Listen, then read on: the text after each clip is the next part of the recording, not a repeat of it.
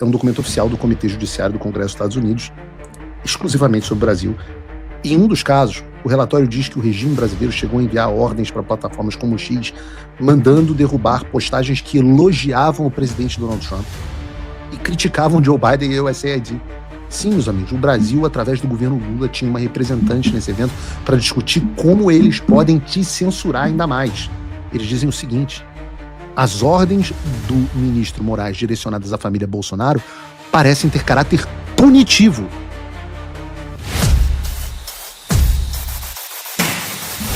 Bom, ontem eu falava no meu X sobre como uma parte fundamental desse trabalho que Eduardo e eu estamos fazendo aqui nos Estados Unidos é trazer luz aos atos clandestinos do regime brasileiro.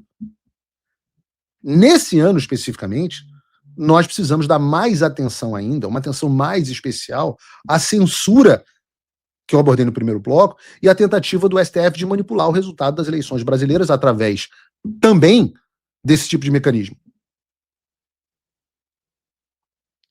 E eu avisei ontem, que hoje nós daríamos mais um passo importante nesse processo de trazer luz aos atos clandestinos.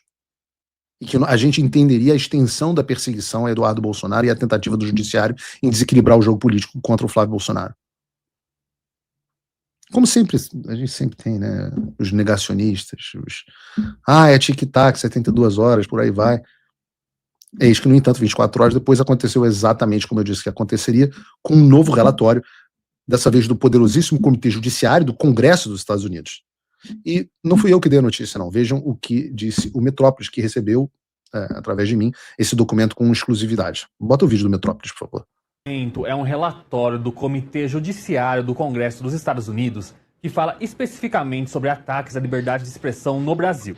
O relatório classifica várias decisões do ministro Alexandre de Moraes como censura, alerta que essas ações podem ter efeito nas eleições brasileiras e mostra ordens de Moraes para derrubada de contas em redes sociais a nível global. O relatório foi obtido pelo jornalista Paulo Figueiredo junto a fontes no Congresso dos Estados Unidos. Sobre as eleições brasileiras, o documento elaborado pelos congressistas americanos diz que as ações de Moraes podem levantar suspeitas sobre o pleito. Abre aspas. Mas Paulo Figueiredo, você deu notícia para o Metrópolis, para a coluna da Andresa Matais, para o Sam Pancher, não sei o quê. O timing dessas ordens de censura que impedem a família Bolsonaro de se manifestar livremente na internet, nos meses que antecedem a eleição presidencial brasileira, pode levantar questionamentos sobre a lisura do próximo pleito presidencial. Essas preocupações são ampliadas pelo fato do Supremo Tribunal Federal ter emitido ordens de censura semelhantes contra conteúdos negativos sobre o candidato Lula durante a eleição de 2022, que terminou decidida por uma margem estreita de menos de 2 pontos percentuais. Fecha aspas. O relatório também mostra decisões sigilosas do ministro Alexandre de Moraes enviadas a Big Techs norte-americanas. Os congressistas denunciam que o juiz da Suprema Corte Brasileira ordenou bloqueio global de perfis em redes sociais. Nessa decisão de 2020, Moraes determina que o Facebook exclua 16 perfis a nível global. Moraes ordenou a remoção de diversas contas e canais relacionados a Bruna Ayub, o Monark, em 24 plataformas, incluindo TikTok, YouTube, Apple e Rumble. O relatório relembra que na época das ordens, Monark morava na Flórida. Então, essas tentativas de remover sua conta representariam uma ameaça direta à liberdade de expressão de cidadãos que estão nos Estados Unidos. O documento conclui que os direitos de expressão dos americanos nunca devem ser restringidos por autoridades governamentais estrangeiras que buscam silenciar a dissidência além de suas fronteiras, e que esses ataques à liberdade de expressão representam uma ameaça clara e crescente aos direitos constitucionais dos americanos. Abre aspas. O comitê continuará a realizar a supervisão e a desenvolver soluções legislativas para proteger a primeira emenda das ameaças de censura estrangeira. Fecha aspas. O Metrópolis apurou que cópias desse material foram enviadas ao Departamento de Estado e à Casa Branca. Para saber mais, fique no Paulo Figueiredo Show, porque a gente teve acesso, obviamente, ao documento na íntegra, e o título é Ataque... Não fui eu que usei esse... Ataque à liberdade de expressão no exterior. O caso do Brasil, parte 3. Esse é um documento oficial do comitê, vocês estão vendo aí na tela, é um documento oficial do Comitê Judiciário do Congresso dos Estados Unidos, exclusivamente sobre o Brasil, e o Sam Pancher trouxe algumas afirmações, né, para além do que eles já citaram, eu separei alguns trechos do documento original que certamente merecem atenção de vocês. Em um dos casos, o relatório diz que o regime brasileiro chegou a enviar ordens para plataformas como o X, mandando derrubar postagens que elogiavam o presidente Donald Trump e criticavam Joe Biden e o USAID. Porque o usuário que publicou o post fez referência às estranhezas eleitorais do Brasil em 2022, dizendo que tudo isso ocorreu com a ajuda do Biden e do USAID. Ora, como confessou o próprio Luiz Roberto Barroso e como disse abertamente Flávio Bolsonaro no palco do CIPEC. E aí vocês começam a entender por que certas coisas estão sendo ditas. Quando eu falo para vocês que nada no discurso do Flávio foi acidental, entendam. O texto traz também uma descoberta que até então eu não tinha visto ninguém comentar. Vocês sabiam que em 24 de setembro de 2025, a Universidade de Stanford realizou um evento chamado Compliance and Enforcement in Rapidly Evolving Landscape, que reuniu autoridades estrangeiras dos países que construíram o que eles chamaram de uma crescente regime global de censura, incluindo o Brasil. Sim, meus amigos, o Brasil, através do governo Lula, tinha uma representante nesse evento para discutir como eles podem te censurar ainda mais. A representante foi Mariana Ferreira Tielli, vice-cônsul do Brasil em São Francisco. E aí que é engraçado, porque eu cheguei lá no Congresso para uma reunião com eles, para a gente debater os dados e tal, e o que eles tinham. Aí eu sento na mesa de reunião e eles falam assim: você conhece Mariana Ferreira? Aí eu falei: conheço, claro. Mariana Ferreira, conheço, claro. Mariana Ferreira foi minha diretora de jornalismo na Jovem Pan.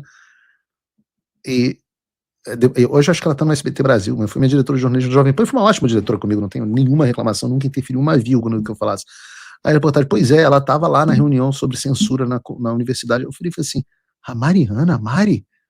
Não era outra Mariana Ferreira, essa era Mariana Ferreira Tielli, que é vice-cônsul do Brasil, que estava lá, e tinham várias, aquele Julian Eamon Grant, a comissária de e-safety da Austrália, Gerard Graff, enviado sênior da União Europeia para assuntos digitais, Julia Geniletti, responsável pelas políticas do famigerado Digital Service Act, Jonathan Porter, assessor econômico sênior do Office of Communication do Reino Unido. Ora, pega aí, Brasil, Austrália, União Europeia e Reino Unido. Coincidentemente, os países, ou o bloco de países, que mais contribuíram para o complexo industrial da censura exposto pelo governo Trump. E sabe o que os americanos disseram sobre o objetivo desse evento? Eu vou ler aqui para vocês no relatório. O propósito ostensivo do evento era reunir formuladores de política pública, acadêmicos e experientes especialistas do Vale do Silício para discutir o estado da conformidade da fiscalização das regulamentações existentes relacionadas à confiança na segurança online. Na realidade, essa mesa redonda reuniu autoridades estrangeiras que visaram diretamente minar a liberdade de expressão americana e representam uma séria ameaça à primeira emenda. Reparem no que está sendo dito no relatório. Nós estamos descobrindo que o Brasil, no governo Lula, participou de um evento nos Estados Unidos cujo intuito era cercear a liberdade de expressão no mundo, não só no Brasil, como no Reino Unido, na Austrália, etc. Influenciando, inclusive, os Estados Unidos. E aí a gente começa a entrar no terreno. Flávio Bolsonaro quer uma interferência americana. Olha o governo Lula mandando gente para interferir nas nossas eleições através da censura, porque essa é a pauta significativa, a parte eleitoral. Há poucos anos ninguém sabia o que acontecia no Brasil. Ninguém fazia ideia do que ocorreu nas eleições de 2022, da censura que a direita sofreu, e como é que aquela eleição completamente foi parcial em favor do Lula. Ninguém tinha acesso às ordens secretas do Alexandre, até que este mesmo comitê, que foi o comitê dos Twitter Files, começou a divulgar as ordens dos Alexandres, as ordens alexandrinas. E o que os congressistas dizem nesse relatório? Aspas. O irmão mais velho de Eduardo Bolsonaro, Flávio, é um dos principais candidatos à eleição no Brasil, com pesquisas mostrando que ele e o atual presidente brasileiro, Luiz Inácio Lula da Silva, estão virtualmente empatados às vésperas das eleições de outubro de 2026. Diz o relatório, não sou eu. As ordens de censura e o lawfare, promovidos pelo ministro Moraes contra a família Bolsonaro e os seus apoiadores, podem prejudicar significativamente a sua capacidade de se manifestar online sobre temas de importância pública nos meses que antecedem a eleição presidencial brasileira. Não só isso demonstra o que eu sempre disse aqui no programa, que os americanos estão sim de olhos nas pesquisas eleitorais e no cenário brasileiro, que a falta de engajamento prejudicou inclusive muito a manutenção da Lei Magnitsky. O Nicolas ficou muito chateado quando a gente falou isso, mas é verdade. Mas demonstra que os americanos estão bem conscientes do que está acontecendo. que as ordens ilegais do Alexandre contra a família Bolsonaro e seus apoiadores podem sim prejudicar a capacidade da gente se manifestar e do Flávio se manifestar online sobre os temas mais importantes do Brasil. E a gente viu isso em 2022, quando era proibido falar que o Lula era abortista, amigo do Maduro, com ligação com o tráfico de drogas. E isso, evidentemente, tem um impacto eleitoral. Sem contar a maquininha. Isso não tem nada a ver com maquininha. Isso torna a eleição desleal. Caráter punitivo. Somadas às ordens de censura dirigidas àqueles que criticaram ao Supremo Tribunal Federal, essas medidas levantam preocupações de que, olha essa parte, o ministro Moraes esteja usando ordens judiciais para atingir os seus oponentes políticos. Continua o relatório. Essas preocupações são reforçadas pelo fato de que o ministro Moraes esteve entre os ministros do Supremo Tribunal Federal que votaram pelo recebimento da denúncia criminal apresentada contra Eduardo Bolsonaro, colocando em julgamento, ele é o relator, por sua atuação nos Estados Unidos em defesa da liberdade de expressão e das eleições no Brasil. Essa preocupação, em novembro de 2025, ocorreu ao mesmo tempo que o ministro Moraes expedia ordens às plataformas de redes sociais para obter informações pessoais sobre Eduardo Bolsonaro, que estava nos Estados Unidos. Vocês sabiam disso? Que o Alexandre tinha dado ordens às plataformas para darem dados pessoais do Eduardo? O relatório continua. Essas ordens e processos podem ser mais do que simples ações retaliatórias por parte do ministro. Elas podem ter, prestem atenção nessa parte, estas ações podem ter implicações para as próximas eleições do Brasil. Embora Eduardo Bolsonaro atualmente resida nos Estados Unidos para defender o seu pai e evitar uma perseguição politizada no Brasil, seu irmão mais velho, Flávio Bolsonaro, é um dos principais candidatos às eleições presidenciais. E aí entra aquele trecho que eu disse. Faz um momento dessas ordens de censura contra a família Bolsonaro, que impedem a família de se manifestar livremente online nos meses que antecedem a eleição brasileira presidencial, pode levantar questionamentos sobre a lisura. O Congresso dos Estados Unidos está dizendo o seguinte: a máquina de censura do Alexandre de Moraes pode levantar questionamentos sobre a lisura da próxima eleição presidencial no Brasil. Eles continuam. Essas preocupações são ampliadas pelo fato de que o STF expediu ordens de censuras semelhantes contra conteúdo negativo contra o Lula durante a eleição de 2022, que acabou sendo decidida por uma margem estreita de menos de 2 pontos. E essa é a parte mais importante. As ordens do Alexandre sobre o Jair, o Eduardo, o Flávio, não são ordens legais, são ordens punitivas para prejudicar adversários políticos. E isso pode ter implicações para as eleições de 2026. O que o Flávio pediu no seu discurso no CPEC? Que queria liberdade para o povo se expressar e queria eleições limpas. O que 5 dias depois o relatório do Congresso dos Estados Unidos diz? Que há um perigo das nossas eleições não serem limpas e nós não temos liberdade de expressão, como não tivemos em 2022. Flávio e Lula estão empatados na pesquisa, e aí você vai lá e impede o Flávio, ou o grupo político dele, o próprio Jair Bolsonaro, o maior fenômeno das redes sociais no Brasil, está proibido de usar redes sociais. Proíbe de manifestar sobre diversos assuntos que podem favorecer e prejudicar o Lula. Que eleição livre é essa? Eu repito, a gente já viu isso em 2022. Qual era a diferença? A diferença é que em 2022 o Congresso americano não sabia nem que o Brasil existia. Pelo contrário, em 2022 o Congresso era de maioria democrata e o Congresso estava aprovando resolução para que nós não questionássemos o processo eleitoral. 4 anos depois, 180 graus. E você pode me perguntar o seguinte: mas o que vai acontecer agora? É simples, você precisa entender as coisas para não gerar expectativa que não é baseada na realidade. Antes da gente chegar a Magnitsky, o que a gente teve que fazer? Foram várias audiências públicas, foram reuniões privadas, foram inúmeros relatórios, essa é a parte 3, foram correções de texto, checagem de referência, tem uma burocracia e bastidores que não tem como explicar. Então, tudo que nós fazemos precisa passar pela produção de documentos que oficializam a situação.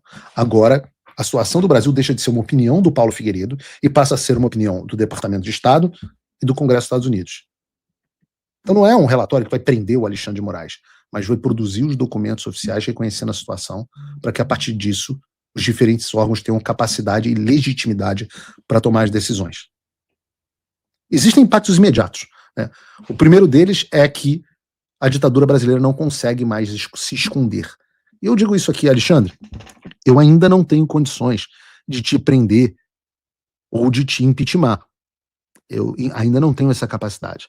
Mas eu tenho, graças a Deus, a capacidade de fazer com que todos os seus sigilos de ordens clandestinas sejam expostos para todo mundo. É melhor hoje, Alexandre, você emitir ordens abertas ao público. Porque as suas ordens clandestinas, eu vou trabalhar para que todas sejam expostas. Ai, não gostei. Ai, é um absurdo. Você pode me xingar no plenário, você já fez. Você pode mandar o Departamento de Justiça aqui dos Estados Unidos cooperar com você. Você já mandou quantos pedidos de cooperação? 4? Pelo que eu li no jornal, 4? Vai mandar o 5º agora? Você pode fazer isso. Reclama com o Trump. Pede pro Joesley reclamar com o Trump. Pro Lula. Pede pro Lula ligar pro Trump e reclamar. Esse Paulo Figueiredo fica expondo as minhas ordens, isso é um absurdo. O fato é que hoje todo mundo sabe quem você é. Todo mundo sabe que o Alexandre de Moraes é um ditador. Eu não preciso mais explicar. Antigamente eu ficava assim, tendo que explicar quem era, quem, não sei o que, babá. Hoje eu chego nas reuniões e as pessoas já falam do Alexandre. Aquele careca com a cara de vilão de filme, né? Ora, você não consegue combater um problema que você não sabe que existe. E hoje, o mundo já sabe que existe. E quando o mundo já sabe que existe, por exemplo, um outro efeito difícil às vezes das pessoas entenderem. Todos os processos de asilo, inclusive os que a gente faz na Imigrex, todos os processos de proteção de pessoas, por exemplo, contra a lista da Interpol, todos os processos envolvendo, por exemplo, o caso do Eduardo agora. Todos os processos são de documentos. Se o Alexandre hoje quiser emitir uma ordem de prisão contra o Eduardo Bolsonaro e colocar o nome dele na Interpol, o Eduardo tem documentação oficial do Congresso dos Estados Unidos para dizer que ele está sofrendo uma perseguição política.